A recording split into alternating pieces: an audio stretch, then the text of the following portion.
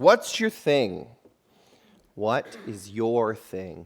So last week, Scott came and he told us about his thing, how they went to Africa because God felt like God was calling them to pick up and just move and leave the ministry that they were doing here, move and go to Africa and start up a children's center and adopt a kid and do all the work that they've been doing here. So for you individually, what's your thing?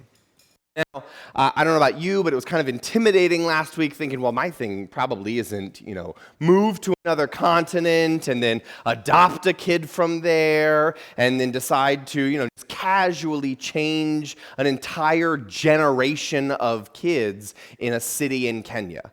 That feels like it's too big. It's too much. I can't do that. Well, I will share with you, if he were here, Scott isn't doing those things. Scott is a front participant to watching God do those things. So first and foremost, God can do big things through you if you'll let him. And also, your thing doesn't have to be Scott's thing. That's later. Your thing doesn't have to be Scott's thing. It doesn't have to be so big. It doesn't have to be world-changing. It could be whatever your thing is. Impact in a really big way. So I think this goes back to our gifting and calling. How has God wired us? How has he designed us? We're all made unique. There's a lot of things and reference in the sermon that we've done whole sermons on before. As much as I would love to, I can't re-preach those entire sermons. So I will try to give the brief where possible. But things, one, most of our sermons the past few years YouTube, Blacksburg, we cleverly named the channel. If you would like to go and listen to old messages, you are more than welcome to and kind of hear some things that we've taught on in the past. But also, if you have any questions about anything, you can come talk to me. I love to clear stuff up. Disagree with things that I would also love to hear that. Rather than you struggle with it on your own, let's come to understanding. Let's talk about it. Maybe explain more why I said things the way that I did, and so I'm always happy to talk about these kinds of things. But kind of give the brief a little bit. This comes back to our gifting and calling. We are wired and designed differently by God for different purposes, with different strengths and different weaknesses, and that's not only just a true thing; it's a good true thing. It means we can complement each other together, we can help each other, we can make each other better as a whole. We're working for the kingdom. Now, to accomplish big, long-term kind of goals, how do you do it? How do you accomplish big, difficult, long, complicated tasks? If we're called to have a big impact for the kingdom, how do we accomplish those kinds of things, if that's our thing?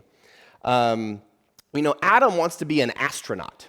That is a big, long life kind of thing. What if you wanted to be a Navy SEAL or invent a new kind of technology? These are big, long things. How do you do that? You just kind of sit down, really buckle in, get a couple of caffeine shots in you, and just bang it out over a weekend? No, you absolutely cannot, Emily. You tried that. It's called school, and you did that. No, that's not how you do big, long things. You make small adjustments and little decisions, and it adjusts the course of your life. And there's this idea of, you picture a ship, like going across an ocean. All you have to do is make a really small adjustment to the rudder, and you will greatly impact the final destination. So the things that I am talking about this morning are not about how you can change your life on Sunday, such that Friday it will look dramatically different. I'm trying to talk about things that will change your life if you start to make adjustments on this Sunday, in October of 2023, that will hopefully be changing your life still in October of 2073. Okay? That's the kind of thing we're thinking about. If you want to have a huge impact for the kingdom by then, let's start making changes now so that we can just greatly adjust the course of our final destination. So one of the things that we at Ablaze is that we don't want to just be Sunday morning Christians, 24/7, 365 Christians. A lot of times who are just like, hey, I come to church on Sunday morning, I dedicate that time to God, that's for God, and the rest of the time my life doesn't look any different than anybody else's. I just kind of go about my life and do whatever I want to do. But we want to be 24/7, 365 Christians. You know, we talk about the bookshelf analogy and how God isn't the most important thing in our lives. He's not the top shelf. He is the bookshelf itself. He's what all of our priorities get built on and around. And so we need to be making sure that we're walking the walk. Are we actually doing? That's how we make those changes, is that we internalize these things and we live differently as a result. So let's go ahead and find some people to grab. Oh, no, we're not. Verses. I'm reading the verses because the wireless mic isn't working. So, oh man, the flow is better than. Great. So living in Christ means we look different and we look apart. In the Sermon on the Mount, in Matthew 5, verses 14 through 16, Jesus says, "You are the light of the world. A town built on a hill cannot be hidden. Neither do people light a lamp and put it under a bowl. Instead, they put it on its stand, and it gives light to everyone in the house. In the same way, let your light shine before others, that they may see your good deeds and glorify your Father in heaven." God wants us to live in a way such that we look like and we live like we're set apart. We look different. We are light to other people. And we see that again in 2 verse 11 and 12. "Friends, I urge you as foreigners and exiles to abstain from sinful desires, which wage war against your soul. Live such good lives among the pagans that, though they accuse you of doing wrong, they may see your good deeds and glorify God on the day he visits us." You notice that line is the same in both of them. That they may see your good deeds and glorify your Father in heaven, that they may see your good deeds and glorify God on the day he visits us. We are supposed to live in such a way that it is not only evident that we are different, but we are different because of God. We are supposed to live in such a way that it is evident that we are different, that we are set apart. That's what the word holy means. A lot of times in this context, this culture, in our language, we understand the word holy to mean perfect, blameless, pure. Holy means set apart. Set apart. This is different. And not only set apart as in you are separate from, set apart as in you are special for. So the part of the lamb that would be sacrificed to God, this is holy. It's set apart for a special purpose. And I think there is somebody who highlights this in a really cool way. Life of Joseph. Now, Genesis 37 through story of the life of Joseph and his brothers, that is 20 entire book of Genesis. It's an enormous chunk, this guy and his family. And I think there's a lot to be learned from early chapters of his story that we can sort of take from. So in Genesis 37, Joseph is the youngest of all of his brothers, 12 brothers, and he decides to brag to them about how many dreams he's had, about how they're going to bow down and worship him. He's very clearly his father's favorite kid. He gets this coat. Dad says he's his favorite, all this stuff. And I think we can clearly agree that it was kind of a punk move of Joseph to tell all of his older brothers, "You're going to bow down to me," as like a young teenager. He was probably 12 to 16 at this point. I also think we can all agree that overreaction of the century is selling him into slavery as a result of that. Like for any of us who have younger siblings, they could be really annoying. I've never contemplated selling my younger sister into slavery because she was bothering me so much, okay? But that's what Joseph's brothers do.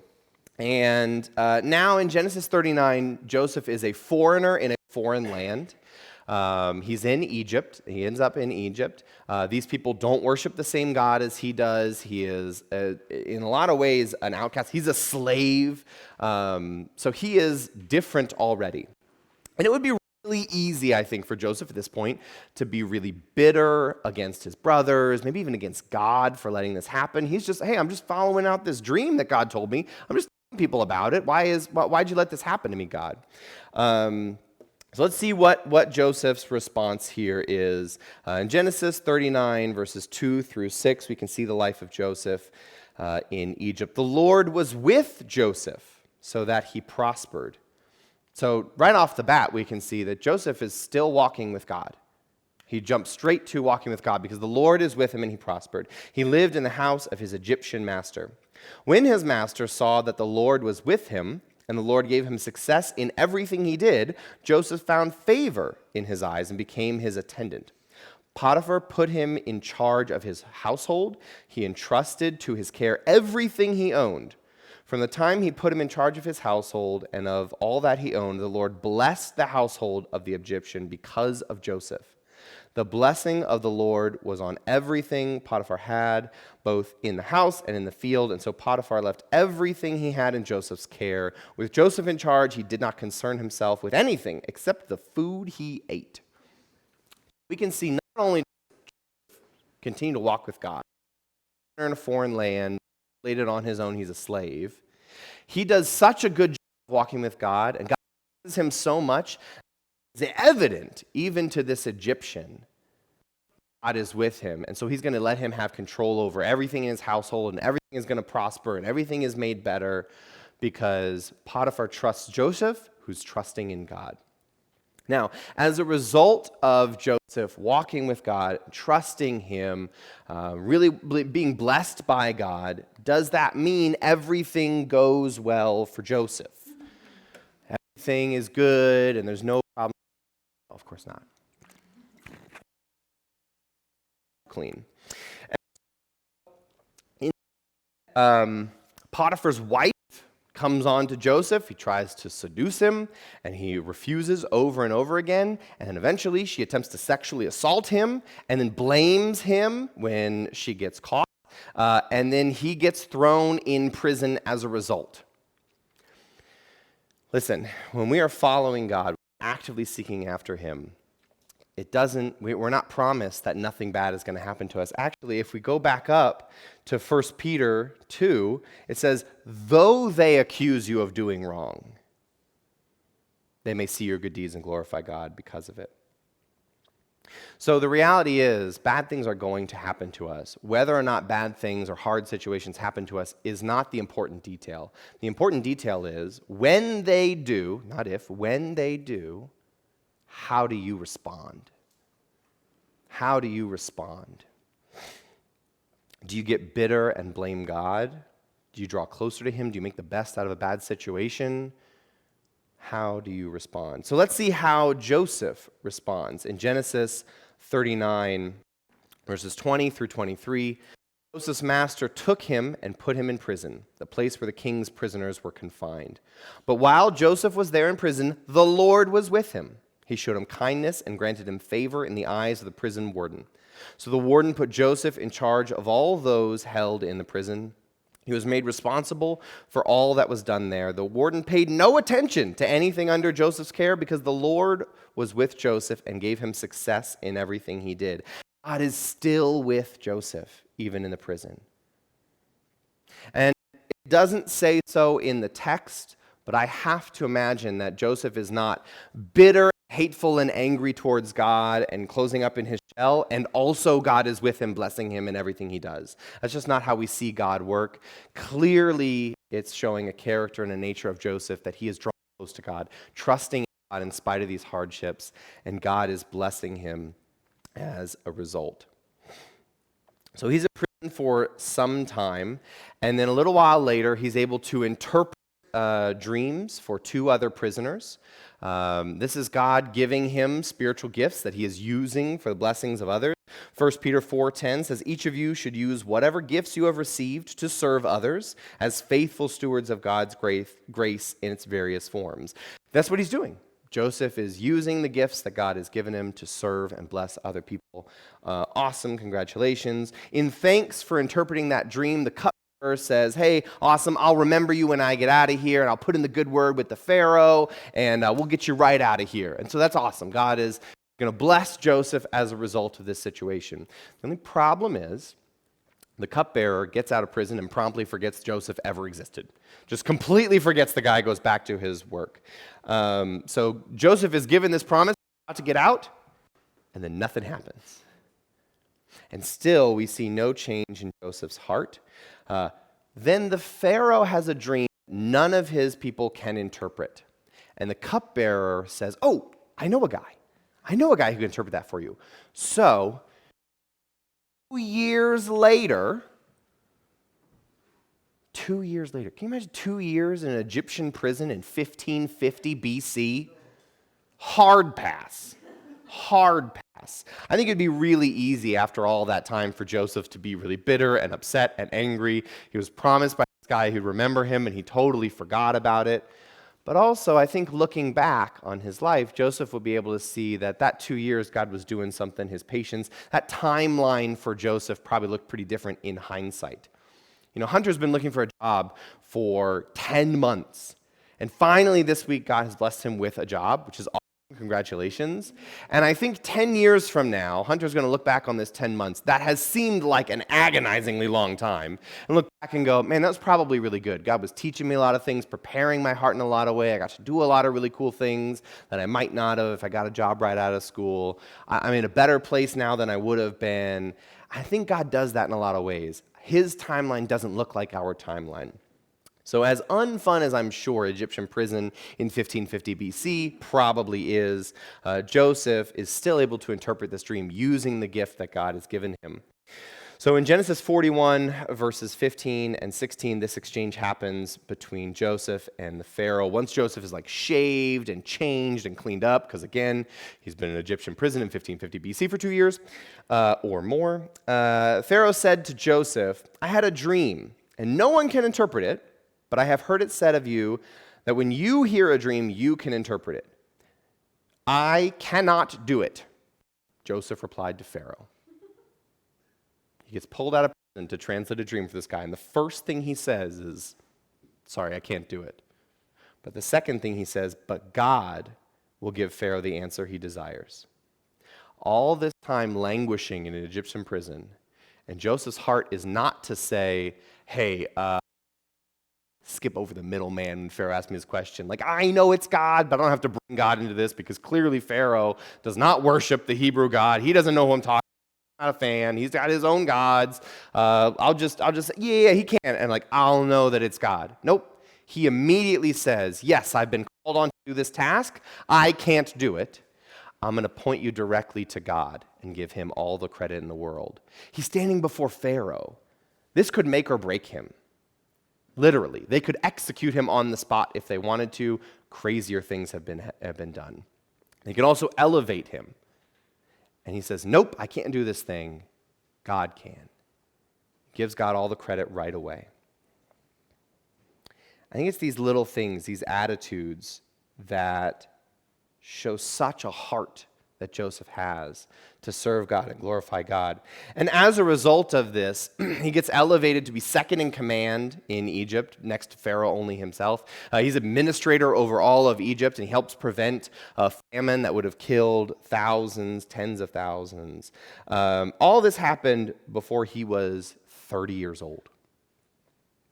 I think it would have been really easy for Joseph to give in to his natural bent of pride. It seems to me, based on his youth, that maybe pride was a thing Joseph might have struggled with and how he was talking with his brothers. It would be really easy to, hey, listen, I got sold into slavery and I became the master in my master's house, basically. I was in charge of everything. And then I got knocked down, sent to prison, but I was still in charge in prison. And then Pharaoh calls for me specifically, and I can interpret this dream. It'd be really easy for him to be really proud in that circumstance, right? But we can see that he isn't at all. And I think as a result of this, and keeping his focus on God, following after God, pointing people towards God, God blesses him as a result of this. He was intentional with keeping God first. And in big ways, in small ways, he was living set apart, holy. I think that was evident in his life. Man, I missed a bunch of slides. That's fine. We talked about all this. Okay. We have been given a job to do as part of being set apart. we've been given the Great Commission. Does anybody have the Great Commission memorized? Matthew 28, verses 19 and 20. Anybody have it actually off the top of your head memorized? That's a good one. Yeah, you got it, Ethan?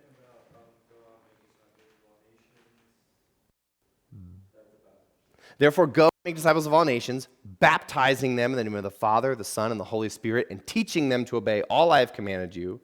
And surely I will be with you even to the end of the age. Excellent, yeah.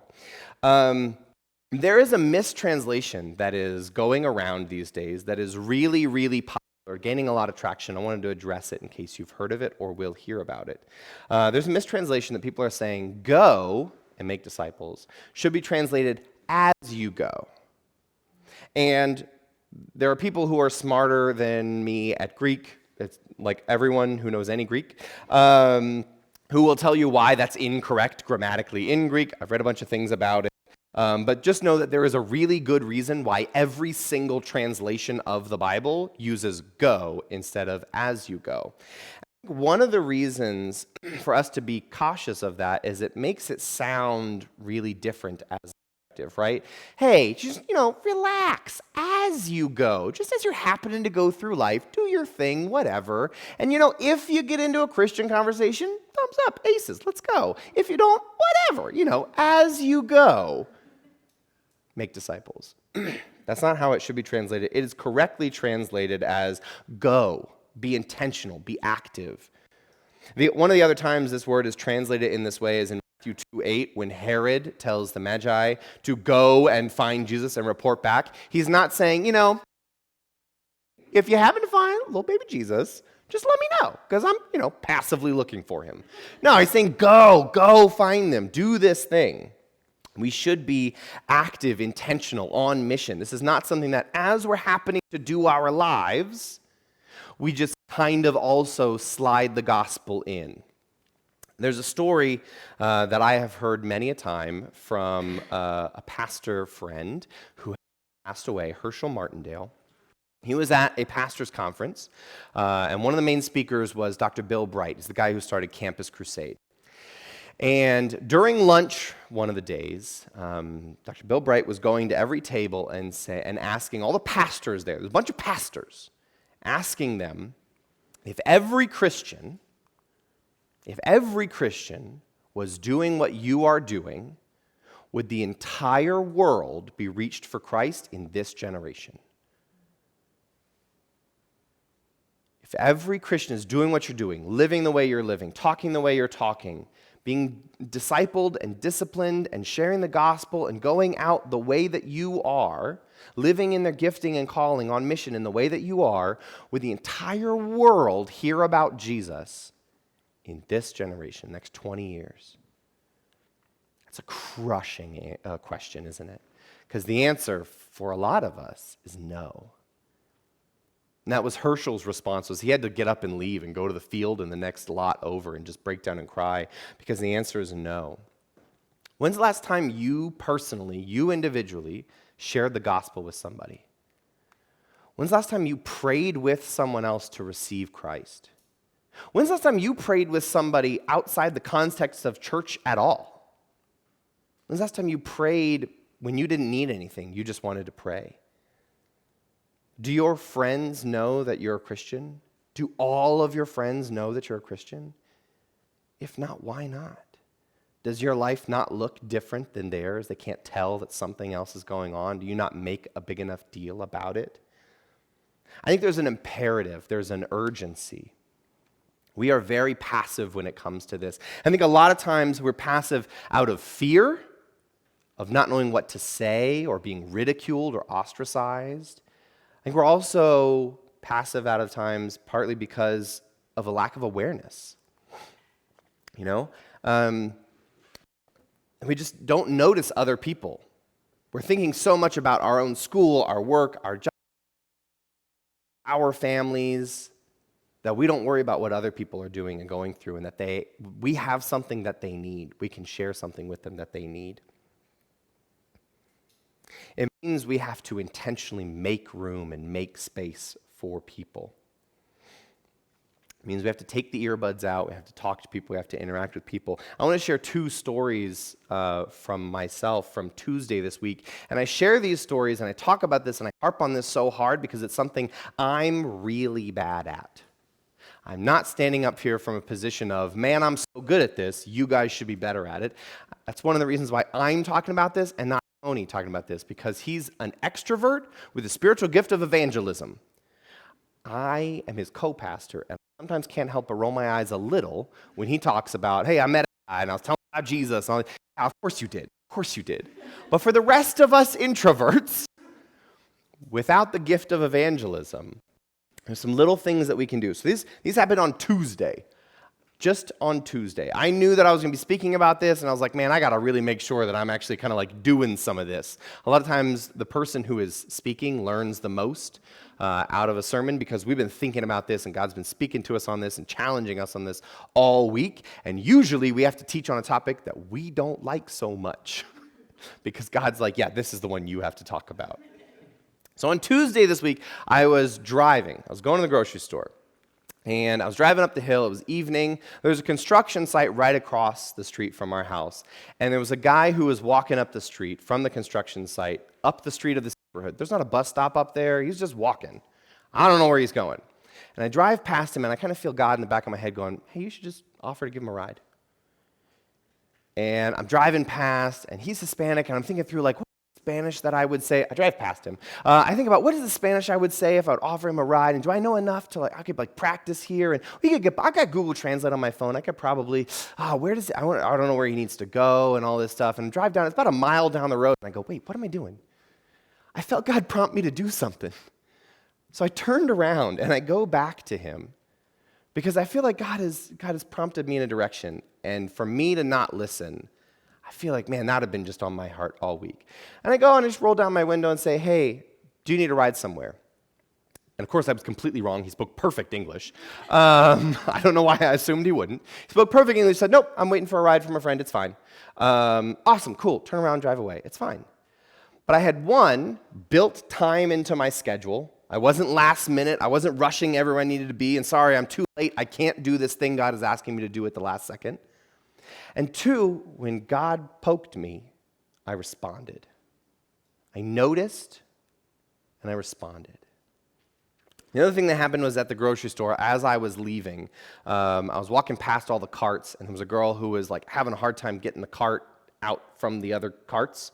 And I've seen this happen before. A lot of times it's just the little gate from the cart in front dips down and blocks it from pulling out. And so I just noticed another person who needed help with something. I just reached over and I pulled the thing up and she was able to pull it out. She said, thanks. I said, no problem. I went on my way. It's not every single interaction with a person is going to lead to a salvation conversation. But how could you get there unless you have those interactions? Because maybe the guy did need a ride and he's like, I'm waiting here for my friend. He'll be here in an hour and a half.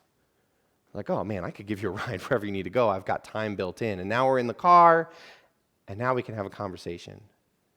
But how could that have happened if I never responded? Now, I'm not saying everyone here should always give a ride to strangers. Obviously, use your own judgment, all of these things. I'm just trying to use the example. These don't have to be these big, monumental, move to Kenya kind of changes in your life. You can make small, little changes. But I think it's only possible if you are already walking the walk, if you're already doing what you're supposed to be doing. Are you reading your Bible consistently? 3 or 4 times a week? Every day? Do you have 3 to 9 minutes in your day to read the Bible? I think you do. Are we praying regularly? Are we talking to God about things beyond when we just need stuff? And have we built our priorities around God and His goals and interests more than our own?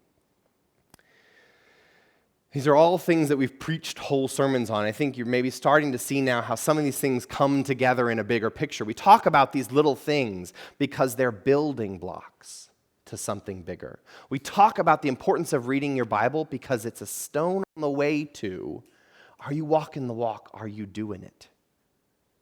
Have you made those small adjustments to your life such that 50 years from now, you've had a huge impact for the kingdom. God calls us to be set apart, and it means living obviously different lives. But I think sometimes we get so focused on fitting in that we forget we're supposed to stand out. We're supposed to stand out. Now, I want to balance this a little bit and address the fear. We aren't responsible for saving anyone. It's not up to us to save anyone. You don't have to have all the right words.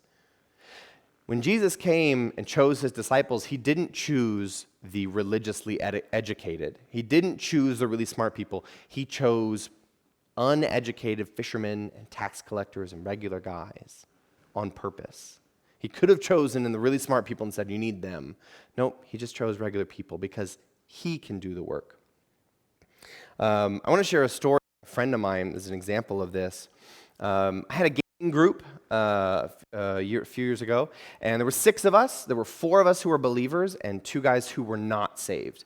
And we hang out, we talk all the time. We got a Discord, we're chatting, playing games together. Life comes up, religion comes up. We talk about things, and over the years that we were together, several times I felt like God was calling me to share the gospel with especially one of these guys named Mitch. And Mitch was really argumentative and combative, not about the gospel, about everything. Everything was your opinion is different than mine, well, you're wrong. That was just how Mitch talked about everything to everyone. It got real annoying sometimes. But I felt like it was still my job to keep loving on him. Eventually, that friend group fell apart, and Mitch never got saved. I shared the gospel with him 3 or 4 times over the course of a couple years. He never got saved from anything I said or did. A few years later, Mitch reached out to me. And he said, hey man, I want to first off apologize because I was kind of a jerk, a little bit maybe, a few years ago. But also, I've started going to my uncle's church, and I got saved recently, and I just want to thank you for the work that you were doing in my life before I got saved. I could tell that the conversations, the example you were living, all these things, and this is not to pat myself on the back. I wasn't doing anything other than responding to how God was prompting me. And a lot of times we don't see that final product. A lot of times the people in our lives don't come back to us and say, hey, you paved the way for someone else to share the gospel in a way that I could hear. But there's no way for that to grow into salvation if we're not planting the seeds in the first place. We don't always get to know what kind of soil the seeds that we sow will be placed on, right? It's not our job to make sure they grow into a plant. It's our job to be sowing seeds. It's our job to be sowing seeds. And sometimes years later, God will do something as a result of it. There's a story, a man in Australia was an evangelist, and he was handing out tracts on the corner of this one street every day for decades. Never prayed with anyone. Never prayed with anyone. He's handing out tracts. He's doing like almost every day, I think, for years, decades. Never prays with anyone. And then after he dies, there's stories that start to go around and people start to connect and like, hey, I got saved through this one guy who was sharing tracts on this corner of the street in Sydney, Australia. Oh, hey, I remember that. I was doing that. And people started to put things together. And at his funeral, they found that roughly 2 million people had gotten saved as a direct result of what this guy had done. He saw no fruit of it in his lifetime. God can use you in really, really big ways, but it requires being intentional. It requires being on mission. It requires being 24/7, 365 Christians, not just Sunday morning Christians. It means we need to make small adjustments in our lives to greatly impact the destination from now. To do that, we have to be walking the walk. We have to be doing these things already. And it means we need to intentionally and actively be sowing seeds in whatever context we're in, however we can, however God has designed us and wired us. So I want to challenge you to figure out what is your thing. What's the way in which you can be effective at sowing seeds? Let's pray.